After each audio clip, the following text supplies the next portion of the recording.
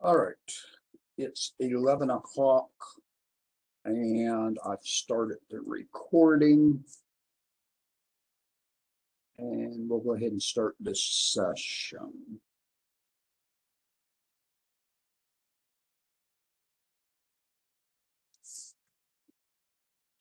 I don't know how many others may join in, but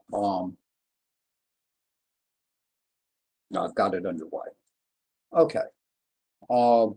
This week we are on chapter 8, but let me go through a couple of other things first before I mention anything there.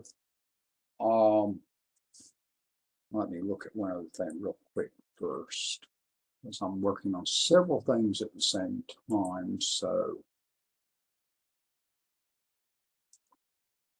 And I've got 3 classes, so I don't keep up with exactly what's in which.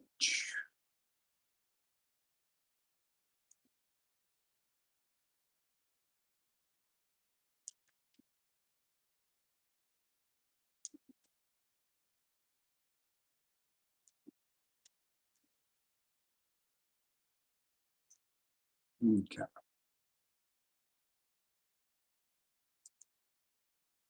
Are you hearing me at this point? Because I was listening to another presentation a minute ago and stopped it to come back into this. Because I'm taking a train the trainer class on CIST A+,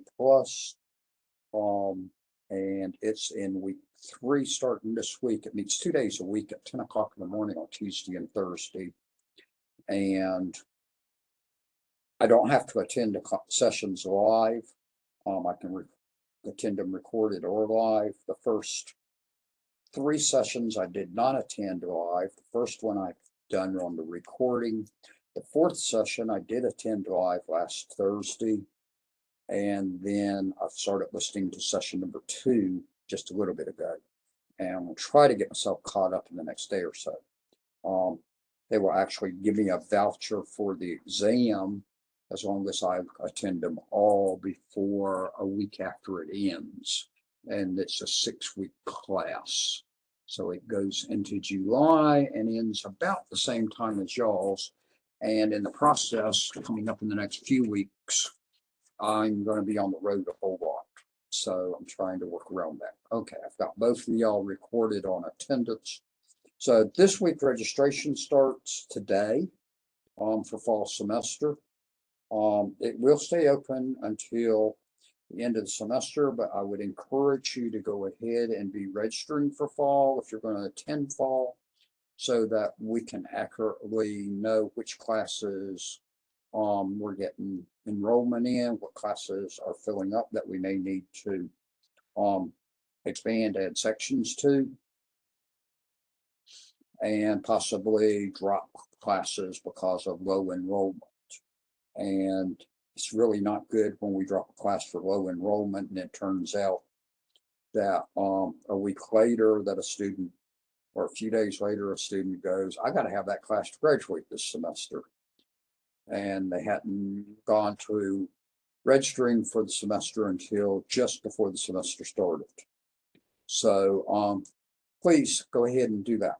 Advising for that, if you are in cybersecurity, I would strongly encourage you to get with Mr. Spurlock or me before you register every semester. If you take the classes in that program that we recommend as the electives, you can earn the networking degree or diploma exactly at the same time you get the cyber degree or diploma with no extra courses. In addition, in all of the programs, I would suggest you occasionally at least check in with your advisors and find out what you probably ought to take. For instance, in each of our CIST programs, if you are in the degree and you take psychology as one of your general education courses, you will also be eligible to receive the diploma when you get the degree. So be aware of that. But it's not quite as critical in those as it is in cybersecurity. In cybersecurity, literally, we discovered that if certain courses are taken for the electives in cybersecurity, it meets the requirements for networking. And so people get to double up. So I would definitely encourage you on that one. And that would be the big part of that. We are starting week 5 in the semester. So we are exactly at halfway at this moment to the end. July the 12th will be the end. July the 11th is the last day to turn things in. Next Monday is a holiday, Juneteenth. Okay.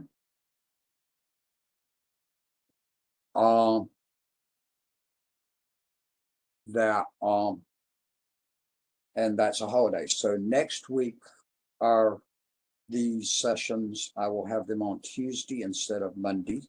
So the session will be at 11 o'clock Tuesday, not 11 o'clock Monday. Also, items that would be due next Monday in this class, that's chapter 8, are due on Tuesday instead of Monday. And then the exams, same way. So on that, and I see I do have a comment down here in the chat. Let me read it.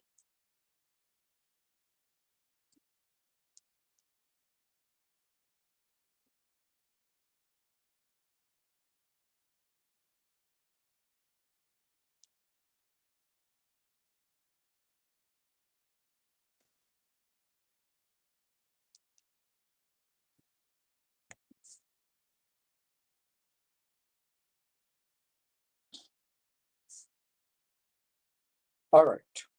Now, be careful on your terms, because I'm not sure exactly what you're saying here on this.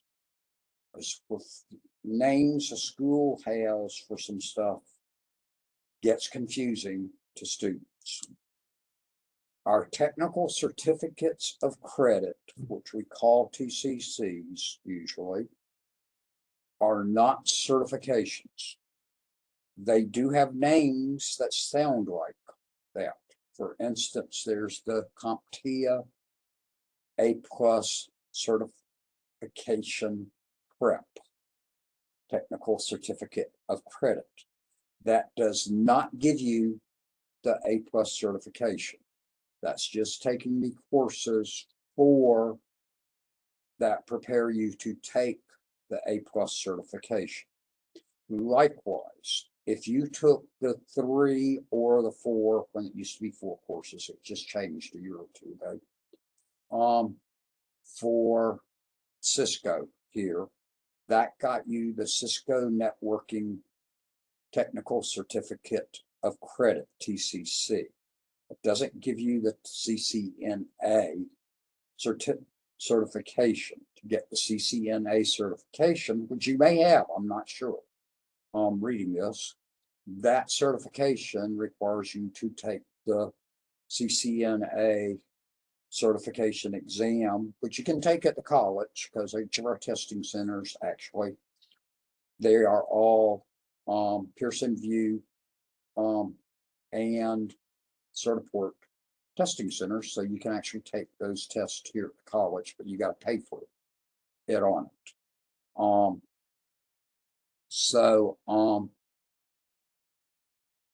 The question will be for you is that when you complete the courses that are in each of those programs. So for the Cisco Network Technical Certificate of Credit, you have to take CIST 2451, 2452, 2453, and a networking elective. Now, that does not give you CCNA certification. Do you have CCNA certification, or you've just taken the 3 or 4? CIST 2454 used to be a course in there, but Cisco cut the program back from 4 courses to 3 courses about 2 years ago now. which is when we went to version 7 of the curriculum. Do you have CCNA, or have you just taken the courses that we have?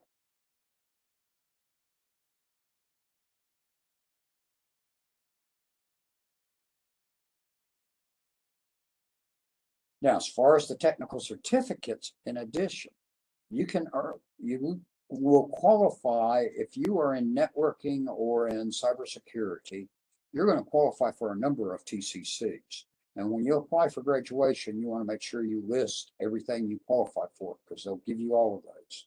So if you're going through cybersecurity or networking, you will qualify for the CompTIA A+ technical certificate of credit, which is just the prep courses. You will also qualify for the PC repair TCC. You'll qualify for several others. You'll just have to go through the list of them and look at each one and see if you've had all the courses. And that there's different courses, but they are typically all embedded in different degrees and diplomas that we have in CIST. So that means those courses, we don't have courses in our certificates that are not actually all those courses included in one of our degree/diplomas. Did I clear that up?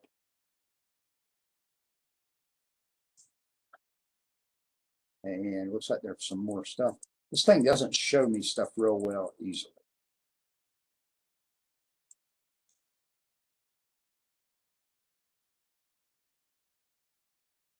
Okay, so just make sure you keep those straight. And I say the name they got on there, and particularly with the names they've given some of these technical certificates of credit, it really gets confusing because it sounds like you're getting the certification. And I have to tell new prospective students that quite often. In the last few weeks, I told several that called and said, well, I want to come take the Cisco certification course, that I'll get my CCNA at the end, and I have to tell them that's not part of the program. You have to take that separately. Although if you made high enough grade on the final exam in the 3rd Cisco course, the last one, that you 2453, that actually gives you a voucher for a discount, I think for about 50% off on the CCNA exam. Okay. Now, as far as getting with me on the classes, you can just email me and tell me how many classes you want to take in the fall and stuff, and I can go out and look, and I will tell you which classes I would recommend you take for fall. Or you can come by and visit me, or you can call me on the phone. Most students actually do it via email with me at this point. Same thing with Mr. Spurlock.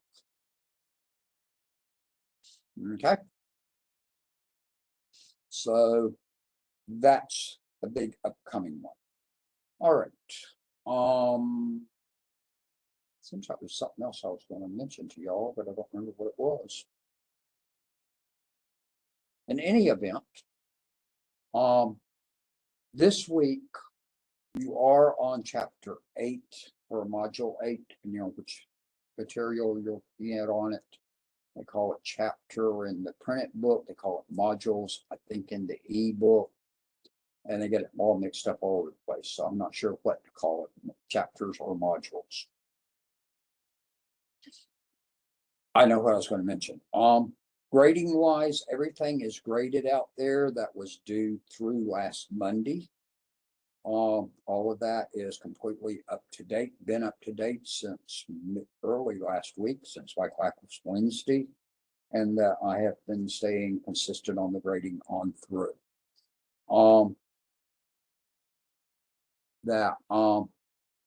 So when I looked just an hour ago, there was a couple of things in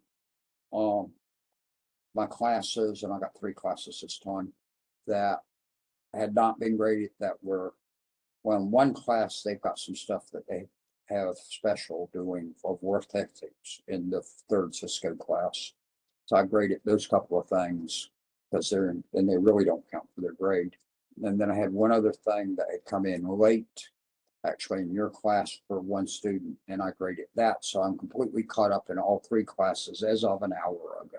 I have not looked since because I taught a session at 10, and then I was listening to that session of the training I'm taking about CYSA Plus, which is the CompTIA certified,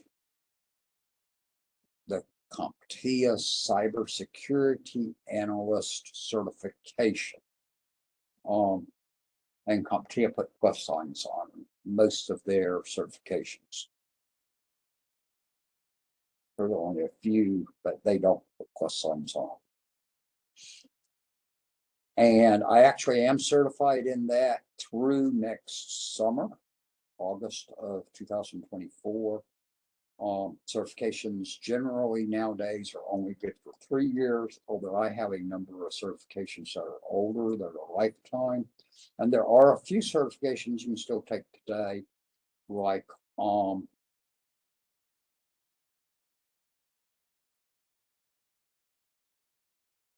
Cloud Essentials is lifetime from CompTIA. I believe that's the name of it. And there's a few others that are still lifetime ones, but generally they're 3-year, and you either got to take the exam again or you have to have done continuing ed and paid them a fee for that over that 3-year period, and then that you get it again.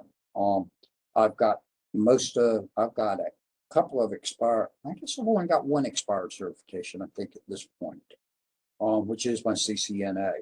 I got it back in 2001, and then it expired in 2004, and I had not done stuff with it. So when I took it again, I took it at that point, and I missed it by one question, but I had not been doing anything with Cisco for the previous year, and I just don't feel like fooling with it and paying the cost of going and trying it again. And no employer, the employer school I was at then did not require it. School I'm at now, GNTC, does not require it. And several employers I interviewed with over the years told me, you had it, so we know you know it. And also I am a certified instructor for CCNA.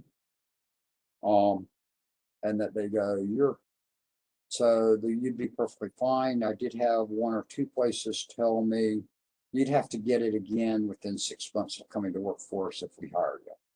So I went, well, I'll deal with that at that point. I don't have those jobs, so I don't need to worry about it. School does not give any benefit or requirement of certifications for us in the computer area. So all those certifications I've got have no meaning to this college. It doesn't affect my paycheck or anything else or continuity of my job. Other than, well, they don't even have a requirement on us for doing updating our skills on. So for continuing education, professional development. And so I turn it in, it's on record. All right, chapter 8 is looking at high availability server clusters. And actually you're going to go through this in 8 and 9, that we're going to go deeper into it in chapter 9.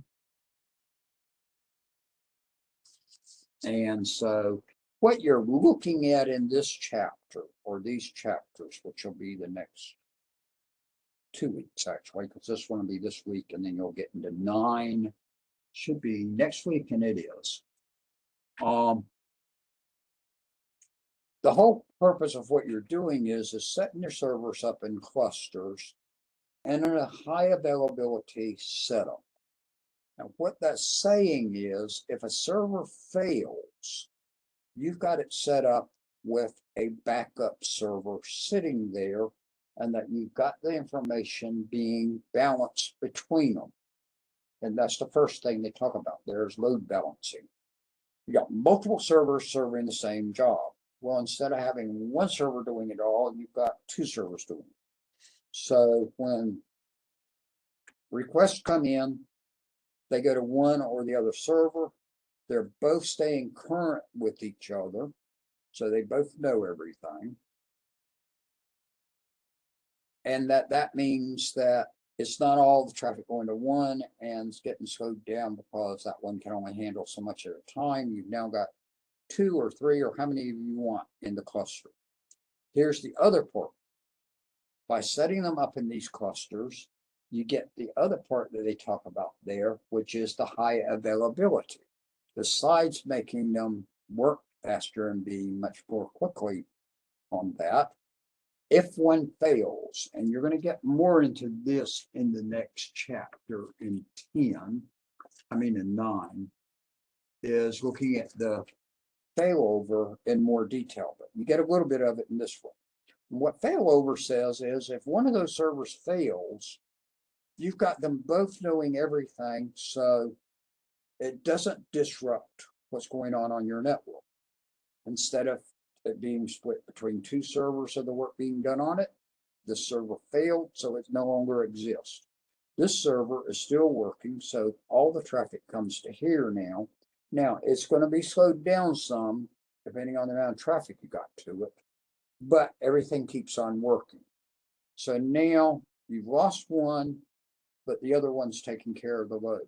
And you can fix this one, get it back working, replace it, whatever, and go back to having multiple clusters on it. But that's the whole idea of the high availability is one for failover, and that's the biggest part you'll see talked about on high availability, is that if a server fails, you're not dead in the water. You've got multiple servers there, so server fails, it moves over to the other server. Secondly, having multiple servers there in this high availability approach means they can both be doing the same stuff so that customer A hits this server, customer B hits this server. The two servers are talking back and forth to each other, so they're completely both current. So now they can both handle that traffic and respond quicker than if all of it had to come into this one of them would have to wait for the other one to get on in. So it increases how quickly you get the response times on that. And that is load balancing, that second part. So you're wanting to balance your load across multiple servers instead of just on one, and it makes it much more efficient. So you're looking at ways to increase your efficiency and also making sure that your network keeps working when there's failures on it. Now, if there's a disruption of your network, no, this isn't going to affect on that, or a destruction of your whole center. But if a server fails, that you've then got it designed where you didn't lose it at that point. Questions on that? But that's it in a real small summary on what you're looking at in chapter 8. Y'all got any other questions on it for me or comments for me? And I will try to get these grades posted shortly. I'm stuck at school for all day. I can't leave to go to lunch because I don't have a car here. Because my car is across the street in the garage getting new struts put on it. And hopefully that finishes getting all the work that I've been having to have done the last few weeks. And tomorrow afternoon, I got to go to the dentist because they pulled a tooth last week and it's bugging me a little bit. I'm having to take some aspirin. It's not anything of major pain on it, but if I don't take the aspirin here in the day, I'm okay. That I notice it there, but at night, it's enough where it keeps me awake unless I take one aspirin and then I go around and sleep. So it's not any bad pain or anything. And I'm just not sleeping well without the aspirin to cut it down, but I'm not taking any drastic amounts. I'm only taking one aspirin every 3 or 4 hours. So it's very minimal aspirin. All right. Any other questions? It looks like y'all both said no. So if there's not, I'm going to tell you both to have a good week. Let me know on where you need information on registration, advising and registration, and send me an email and I will get back with you, and give you your information on it. I'll be working on this stuff all day and actually starting to work. I've started working up, setting up classes for fall semester. So y'all have a good day, have a good week, have a good holiday on Monday. And then I will be here Tuesday morning at 11 o'clock. So I am going to stop the recording.